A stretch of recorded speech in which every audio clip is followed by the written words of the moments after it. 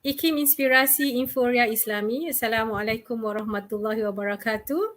Thank you for tuning in to Iklim Radio and also to those who are watching us through our Facebook page this evening. I'm Annie Zahura Abdul Aziz, your host for today's episode of Open Forum. And Alhamdulillah, we are here again to talk to Prof. Dr. Muqtadar Khan, who's going to talk, we're going to be in the second part of our discussion on the topic, the many faces of Islamophobia, and what Prof have explained to us last week, especially on the first part of our discussion of, what is Islamophobia and the many forms of Islamophobia, where you have shared, yeah, Prof, about that how Islamophobia can actually be something which is episodic, and also it is can be systematic in terms of how it is being regarded as a problem with regard to how Muslims are being treated in especially Western countries, because this is the experience of many Muslims who are living in Muslim minority states. So actually, Prof, the United Nations has recently adopted a resolution to designate March 15 as International Day to combat Islamophobia, Prof. And we know that Islamophobia is actually becoming a worrying problem today. You talked last week about how Islamophobia actually it is actually an irrational fear towards Islam, towards Muslim per se. Um, some scholars argue that Islamophobia in the Western society is fueled by elites, either of an elite group or individuals. What is your opinion on this viewpoint, Prof? If you may share with our listeners today. So there are two aspects to it, and salam alaikum to all of your listeners, and thank you for having me. One is that there is widespread ignorance about Islam among the masses, no doubt about Mhm. it. So, Yeah. so what happens is what they know about Islam is what the media covers, Mm-hmm. and they're like, and it is unfair for Muslims to demand that they go and read the Quran. One of the attitudes that Muslims have is, don't go by what I'm doing. I'm not a good Muslim. You want to know what true Islam is, go read the Quran. Well, why doesn't the Muslim go read the Quran and practice it, right? So, but that is Yes. the attitude that true Islam is somewhere hidden in the bookshelf here in the back. Go, and apparently masses in America are supposed to come to my house and look at this, right? So there is this attitude that of the masses who are ignorant. They're ignorant about many things. And Mm-hmm. people make fun of the ignorance of Americans. But let me tell you, Americans are the most cosmopolitan because there's people here from everywhere in the world. So Mm-hmm. if you're an Yeah. American, you're meeting people from every part of the world. You travel, US military is all over the world. The Americans travel, do business, etc. So they are by and large more cosmopolitan. The country is very accepting. Mm-hmm. In spite of all the talk of racism, etc., I still think that America is one of the most open, and you can see that by the success of people who are, especially brown Muslims who have come here as immigrants. They've done phenomenally well. So that, having said that, uh, if you had looked at attitudes of Americans towards Islam and Muslims immediately after 9/11 Mm-hmm. and before 9/11, there was no significant change.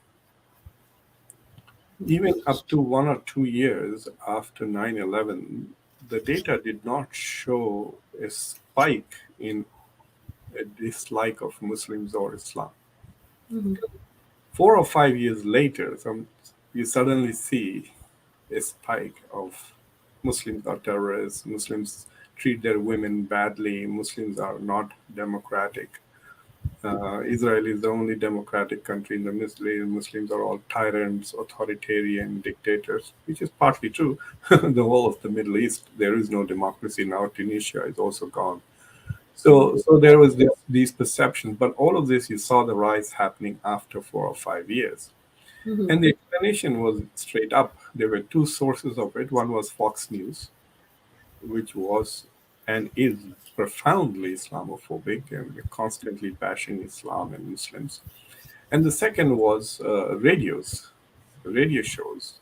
Conservative radio shows dominate the AM channels in the United States. And they were, oh my God, the language was so Islamophobic. Kill them all. Let Allah decide who is moderate and who is radical. This is the kind of jokes people would say. There were posters, stickers on cars, etc. So there is truth in the claim that Islamophobia is driven by elites, but that is true of every form of dislike. Mm-hmm. There is anti-Semitism, but anti-Semitism is such an old phenomenon that is deeply embedded in Christian societies. So the masses have already been, shall we say, conditioned by the elite over centuries to hate Jews.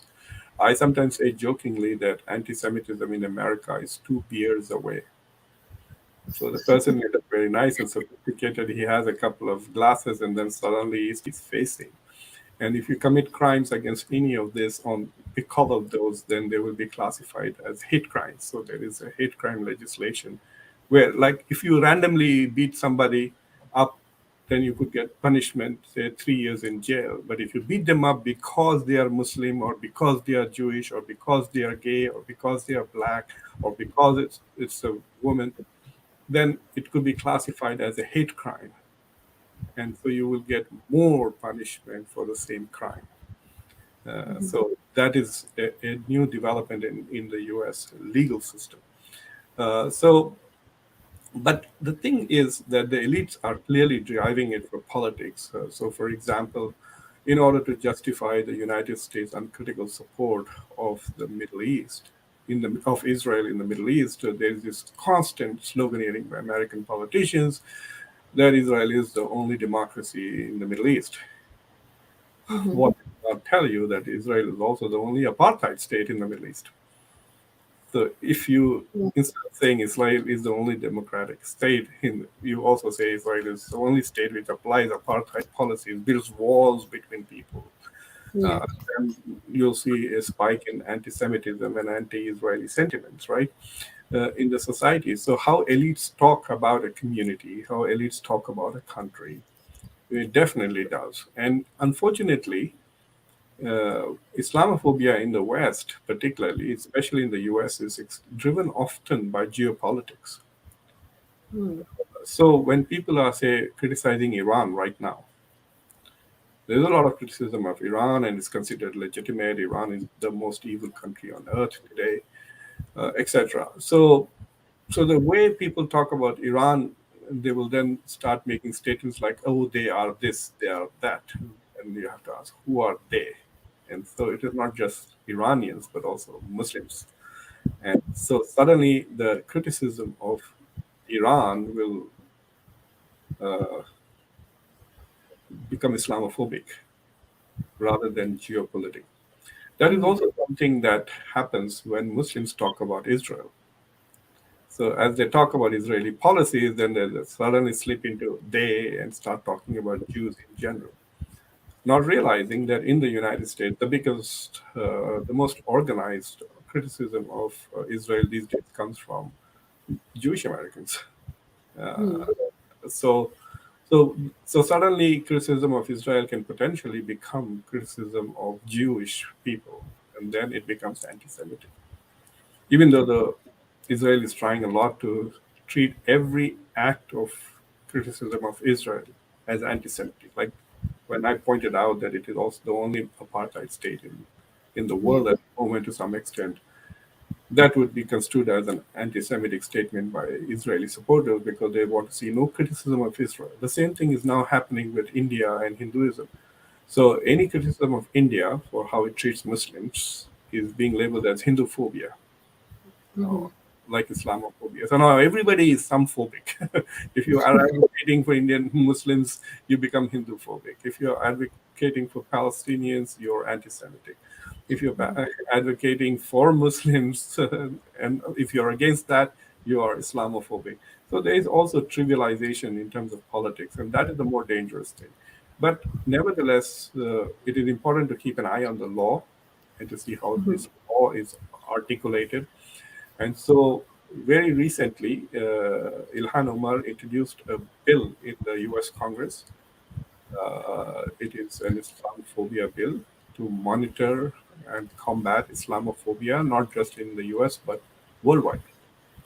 And Mm. the bill will require the State Department to monitor every country in the world to see how much Islamophobia is, how it's going up and down in those countries. The State Department already has such a mechanism for monitoring anti-Semitism worldwide. But that bill is still stuck in the Senate. It has not passed. And there is fear that in November, midterm elections, so we have a very small window to get that bill passed. Biden has signaled that he will sign the bill if the Senate passes it. So we got two out of three, you could say. We got the Congress, the lower house, and we got the White House on board.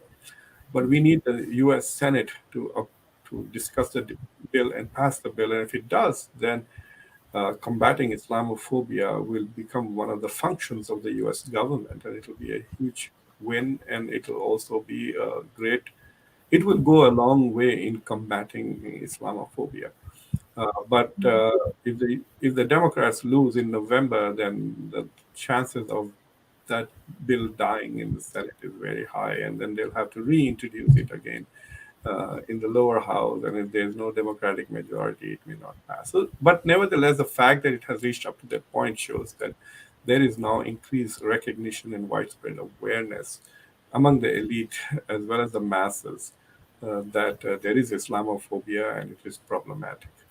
And I think I'm grateful to Donald Trump for doing that. He's openly racist and Islamophobic statements Yeah. were so obvious that no one could deny it anymore. If the United States president is making Islamophobic statements, how can you then deny that there is no Islamophobia in society? Because in spite of his racism and Islamophobia, 70 plus million people voted for him. So that Mm. tells me that there are at least 70 plus million people who are okay with his racism and his Islamophobia. So that is in a way that has helped bring recognition and acknowledgement. And so yes, you could, there's no doubt about it. That all ideas are introduced and propagated and marketed by the elite, especially in democratic societies in this day and age. In spite of social media, the bottom up uh, impact of ideas is not as significant as one might think as top down. Yeah. Right.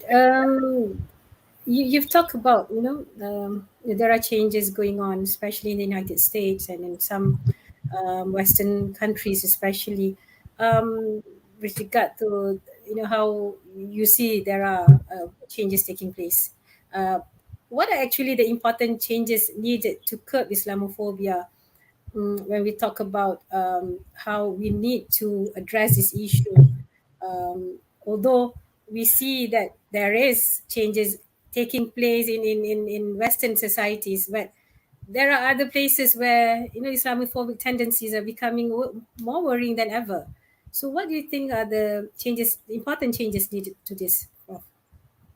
I'm going to share a short episode that happened last semester for me. I had a student who never spoke in the whole semester, Mm-hmm. and all her written assignments were stunningly extraordinary. So I realized that this is a very bright student who's working very hard and really very smart. And I was hoping that she would talk more in the class because the insights that she was writing in her papers, midterm assignment, etc., I wish she would share them in the class, but she did not. I tried to bring her in, but she would not do that. At the end of the semester, she comes and tells me that she was having trouble getting internships for the summer and if I could help her. And it took me like 5 minutes to find an internship. Her record was so great for her. It turned out that she's Russian. Right. And the discussions in an international relations class about the war in Ukraine Yeah. was indirectly, unintentionally sending Russophobic statements. Russia is an evil country. Russia is destroying global economy. Russia is starving Africans. So there's a lot of anti-Russia sentiment going, even among those who are critical of what the West is doing.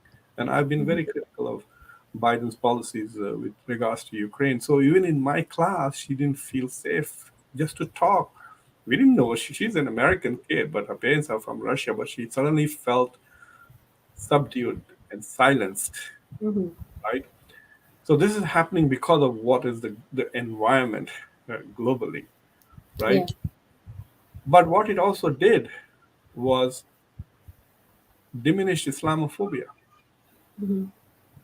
Nobody's talking about terrorism. Nobody's talking about ISIS and Al Qaeda.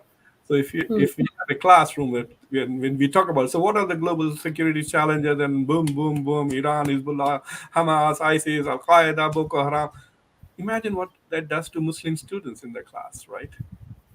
Yeah. So they will feel oppressed, even though no one is targeting them individually. The questions are being raised about people who share their beliefs. Questions are being raised about their religion, about their religious text, about their practices, etc. So, so I don't think that Islamophobia is ever going to disappear unless everybody on the planet is the same kind of Muslim, the same kind of Muslim, right? So it'll go up and down because the hatred is directed at something else. So right now, the hatred is going to be directed against China and against Russia, and because there's not much action and violence happening because of ISIS and Al Qaeda, that it has subsided, you can say that there is less of Islamophobia. But then there is also good things that you can do as a minority community. The contributions that you make constantly, if that is aware, people are aware of the contributions you are making constantly, that will also help to a great extent to society, in the society. But I don't think that these likes and these hatreds will disappear, sister. Unfortunately, there will be anti-Semitism, there will be Islamophobia, there will be people who are going to be racist. We have to make sure that we have a legal system which will not allow these to become systemic. We will have a legal system which will, whenever exposed, that it will punish and rectify. But there are also non-violent and shall we say, hate-related consequences, which will make communities not realize their full potential. So they become less wealthy, less influential, less richer. So, so there is, like, we impose glass ceilings on minority communities, so they are not able to do well. That is also a form of discrimination and Islamophobia, and that also has to be recognized, researched, and eliminated. And in the previous show, you did ask about Islamophobia in majority societies, and Mm-hmm. one of my graduate students, Dan Bottomley, did a dissertation on how Indonesians treat Ahmadiyas, Muslims. And Mm-hmm. in his title, he called it intra-Islamophobia, that Muslims hating other Muslims because of their beliefs. So you see today in the Muslim world the rise of sectarianism, the Shia-Sunni dispute, especially with what's going on in the Middle East, to such an extent that the Arab countries are now aligning with Israel against Iran, right? So you could argue that at some point, maybe that is also a form of Islamophobia, which is internal to Muslim societies. This constant contempt of Sufis for Salafis and Salafis for Sufis. Even in the even in the Sufi groups, you have the Barelvis looking down upon non-Barelvis, etc. So there is this feeling of contempt and intolerance, which then uh, creates disharmony in society.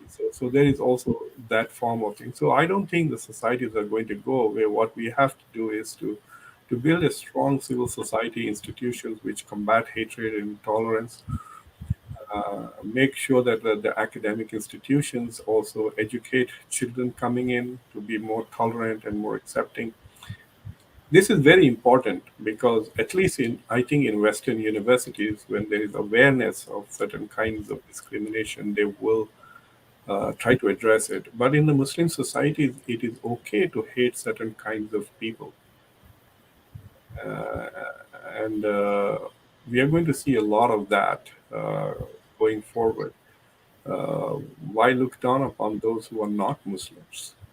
Non-Muslim. Oh, they are all going to hell. So the moment you make this generalization, you know, we used to hear these comments that, oh, Mother Teresa may have worked all her life for the poor people, but she's going to hell because she's a mushrik.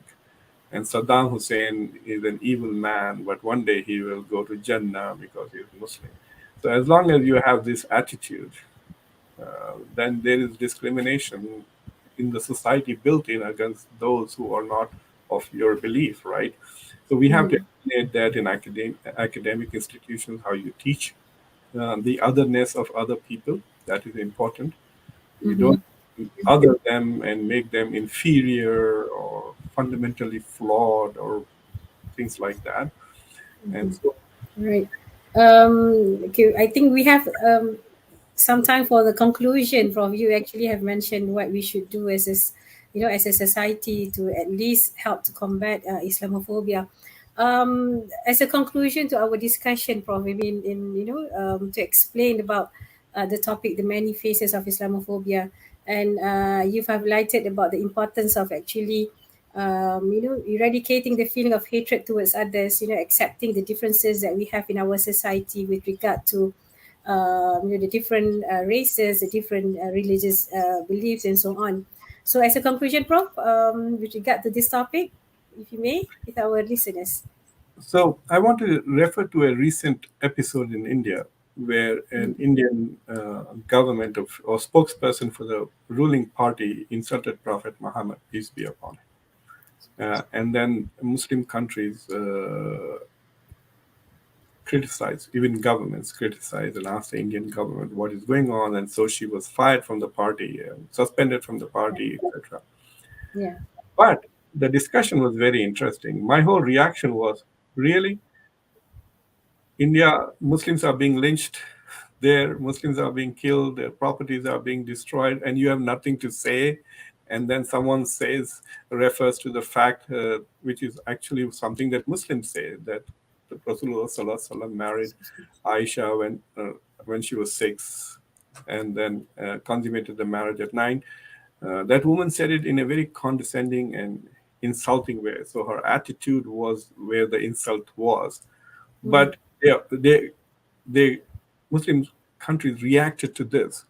So Mhm. the public opinion reaction in India was, really, in India, Indian Muslims have more religious freedom to practice Islam in India than Hindus do in Saudi Arabia, where there is not a single temple. And suddenly the reaction was, when look at you, what credibility do you have on criticizing us on these Mhm. issues, right? So, one way to combat Islamophobia is to improve our status. Like, Muslim societies will have to become more democratic, more religiously tolerant to be able to Mhm. go out there to the world and lecture. Biden tried to lecture, the Saudis, and the prince got back to him and saying, "Okay, why are you worried about one journalist and you're not worried about the other journalist with the Israeli skill, right?" So, because Biden is hypocritical on this issue, made a big Mhm. deal about the journalist Saudi skill, but not a word about the journalist Israeli skill, he has no Mhm. credibility, right? Yeah. So the Mhm. Muslim world will also not have credibility in combating Islamophobia if they tolerate other forms of phobias. So Mhm. you can't be Hindu phobic, say in Malaysia, or Buddhist phobic, or anti-Chinese in Mhm. Malaysia, and then criticize people because if you think this is a bad thing, then you should look at yourself in the mirror too. So I think that is Mhm. one of the reasons why, even though countries like Pakistan and Turkey and even when Mahathir Mohamad was prime minister, if you notice, these three had come together to combat Islamophobia globally. It was Yeah. not that impactful because they were not dealing with other problems at home. So Mhm. that's one challenge. And for American Muslims and Western Muslims, the challenge is even more serious because if we can't just oppose Islamophobia, we have to oppose all forms of hatred and Mhm. all Yeah. forms of intolerance. So if Mhm. we also oppose anti-Semitism, that's why I'm Mhm. talking. separated because they are all connected. Mm-hmm. You oppose homophobia, anti-Semitism, racism, etc. Then you build allies in the civil society. So when there is an Islamophobic moment, then the Jews and African Americans and Mexicans and the Christians and the Hindus will support you and say, "Oh, this is Islamophobic. This should not happen." Mm-hmm.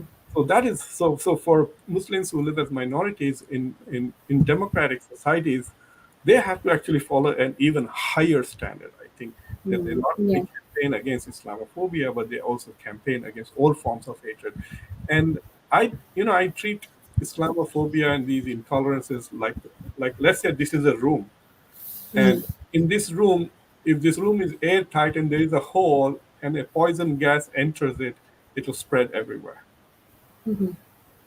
So if a country tolerates one kind of intolerance, it will breed other kinds of intolerance. Yeah. That is the danger. Like, for example, today, America, the police is going very soft on white terrorism, basically. Mm. What happened on January 6th on Capitol Hill, Yeah. if they were black or brown people, they would have shot them with helicopters. Mm-hmm. I guarantee you, there would have been helicopters in the air and people would have been shooting them down or trying to destroy it. But because they were all white people, they were allowed to do what happened. And as a result of that, they will be spreading all kinds of intolerance and violence. So the law has to be applied equally and very systematically. Otherwise, these things will get out of hand. And we are living in societies right now since 2006. Democracy has been receding and populism is on the rise. And Mm-hmm. populist leaders can then weaponize hatred of Muslims, hatred of other communities, including racism, or even hatred of immigrants Mm-hmm. uh, or refugees as a way to mobilize their support.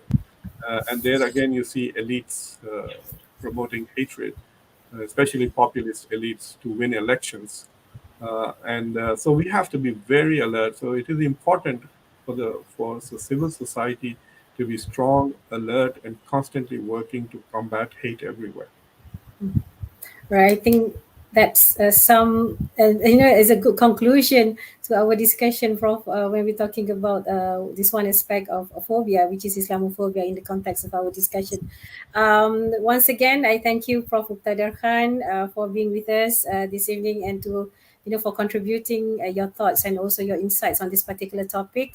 Do not forget to actually subscribe to your YouTube channel, Conversations, so that you can get more insights and also your discussion that you have carried out with not just you sharing your viewpoints, but also you've got guests coming in and also contributing to that particular topics of discussion in your YouTube channel, which I think might benefit everyone, inshallah, Prof. And thank you to my producer, Haja Mazlina Ismail, and to all our listeners. Tune in again to our episode, Open Forum, next week on Sunday at 5 p.m. And with that, Assalamualaikum warahmatullahi wabarakatuh. Thank you, Prof. Thank you very much, and thank you to Sister Ismail, and thank you to all of your listeners too.